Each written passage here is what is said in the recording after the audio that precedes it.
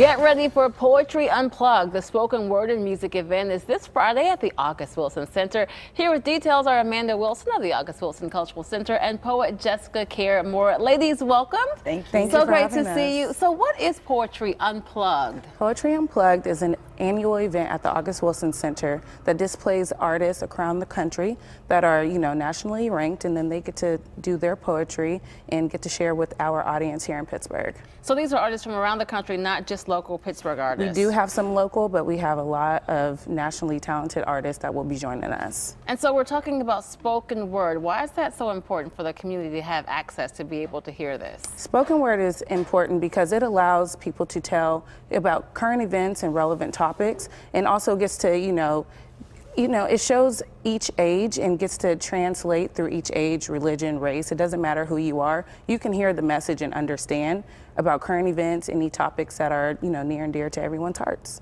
On Monday, we'll all be celebrating MLK Day. That's the inspiration, Dr. King, for this Poetry Unplugged. How did that come to be? The reason that we chose MLK is because he is a person who believes in unity and equality, and poetry is one of those things that brings everyone together. And so the message behind this event is about, bringing his message forward to our community and making sure that we are all have equality within this message of poetry and spoken word. So how does this work? You said this isn't the first event. How did you contact the artist you wanted to say, hey, we're thinking about having Poetry Unplugged again, and we want Dr. King to be the inspiration for your work? Yeah, so we work with Mahogany L. Brown. She is a local artist of New York, so a national artist in New York, and she has a group of people that she works with. And so we bring them here every year, and they will display their talent at the August Wilson Center. And Jessica, I understand, is just one of the poets who will be performing for Poetry Unplugged. Tell me what this is like for you when you're giving a topic. You're a poet, correct? Yeah. And then you're 25 giving years. 25 years. That's incredible. Yeah. How is it when you're told the topic of that your work should be for this particular event? Well, I'm just doing my work. I've been a poet for a long time, and I'm based in Detroit, actually. So I came in from Detroit yesterday, and I'm doing a short residency with August Wilson Center. So I've been teaching workshops. Yesterday I was with Lighthouse, with the wonderful young poets here in Pittsburgh. Blew me away. But my work is about my community. It's definitely about women. It's definitely about what's happening in the world. It's always been that way. Today I'll be reading from my 4th book, Sunlight Through Bullet Holes. And so MLK's message, or any message that's about our people and who we are on a global scale and what's happening in the world. As a poet, we're the historians of the times. So we're supposed to be talking about what's happening with people.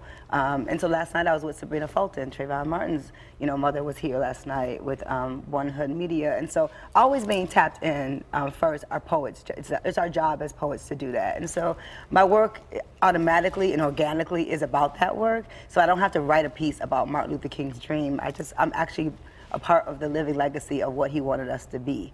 I see. Yeah. Well, I was going to ask you that. I mean, obviously you can't give us a lesson in just a couple of minutes, but if someone is interested in being a poet, is it something organic? What are your words of advice? You have to read.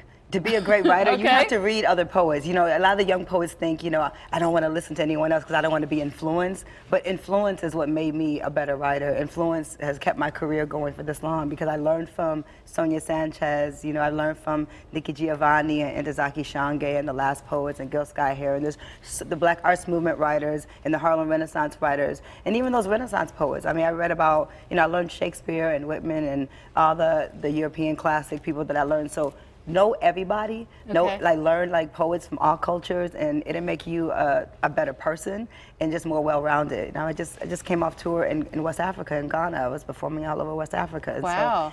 So you could actually be a poet for a living. I want young people to say that too, because people don't tell you can be an artist and actually have a house and a car and, you can actually live. Food. Okay. Well, without further ado, would you please share with us a piece of, you said this is from your 4th book? Yeah. Yeah, Sunlight Through Bullet Holes. So I'm going to just read a piece of it. What's it called? You Want Poems. Okay. So it's about people always asking for poems. When you are a woman, when you are brown, when you are brave, when you walk over glass like water, when you know your eyes are borrowed like time, when you peel off your skin for the very first time. Fear is never in style in the Mecca of the blue. Fear never lives in the gut of the new. You want poems, and I want to build my home. You want poems, and I just want love in my hands. You want poems, and I'm not interested in fans. You love me inside my magic, and I just want you to see you already had it. It is a telling when someone asks. It's the way he holds the glass, licks the surface, examines without touching. It's the way our energy takes over rooms. It is a subtle conversation. It is a freedom of emancipated language. It is words scribbled inside my skin. It's the curve of the lie, the beauty of the lies. Stories passed down through generations of pain and pride, ocean and tide. Water remembers, water returns. African mermaids blending with dark sand. It is the danger of the dance, the upright heart of the bass, the dice roll drum, the cymbal tease, the last laugh, the addiction to this moment. Where else do I put it? Don't know where to put it. Place it, bury it deep in my chest, back of my throat. Where should I hide it? On this stage. Should I give it to you? Here is my honesty, my work undressed. Legs stretched across piano, traded like cattle, left for dead, sucked dry for inspiration. And love with the idea of living long enough to simply write about it. Push it out my body and watch my son slowly grow into it. You said you wanted a poem. Now what you gonna do with it? So it's just a piece of Jessica. Yeah. Oh, wait. Yeah. Right?